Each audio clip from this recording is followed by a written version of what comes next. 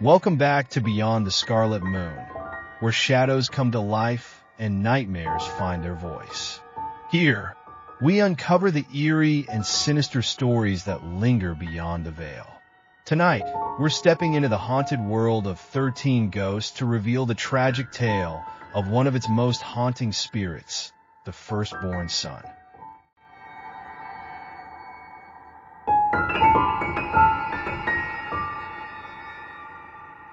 Billy Michaels was just your average young boy. Like so many kids, he had an obsession with cowboy movies. Billy lived for the thrill of Western films, the high-stakes duels, and the wild frontier life, spending hours pretending he was a fearless cowboy. He wore his cowboy hat, strapped on his holster, and ran around his yard with his trusty cap gun, feeling invincible. But for Billy, this was more than just a game. It was who he wanted to be. Billy wasn't just any kid with a wild imagination, though. He had a rebellious streak. Known to be stubborn and, let's be honest, a bit of a brat, he wasn't one to back down easily. Billy was used to getting his way, no matter who he crossed paths with or what he had to say. His headstrong personality made him notorious in the neighborhood, often clashing with other kids. But one day, things went too far.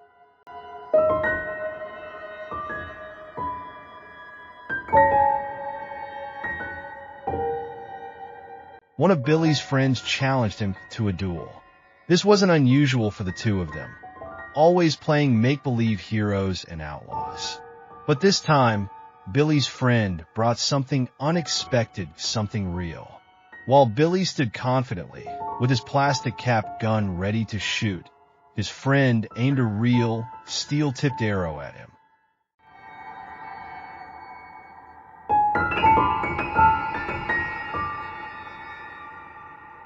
Billy, fearless as ever, took his position.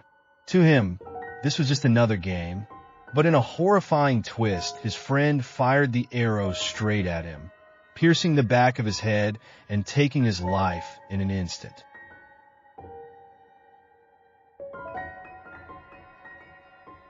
After his tragic death, Billy became one of the infamous ghosts trapped in the spirit realm of 13 Ghosts. His appearance, eerily frozen in time, shows him still wearing his favorite cowboy costume. But there's something terribly unsettling about him. The arrow that killed him remains lodged in his head, a grim reminder of that final game he played. Unlike the other tormented spirits, Billy doesn't attack anyone who dares to cross his path. In fact, he's known as one of the least aggressive ghosts. But don't let that fool you. He's still a child, after all. A child who was robbed of his life and his innocence. All he wants to do is play. And those who encounter him in Cyrus's haunted mansion say they can still hear his voice, repeating the same chilling phrase, "I want to play."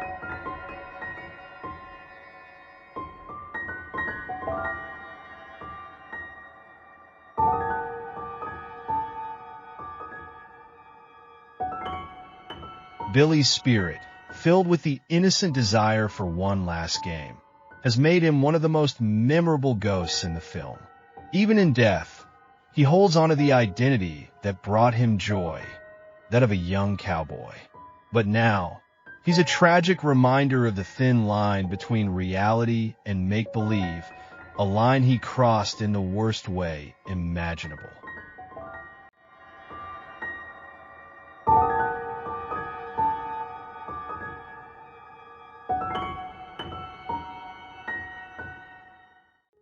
Thank you for watching.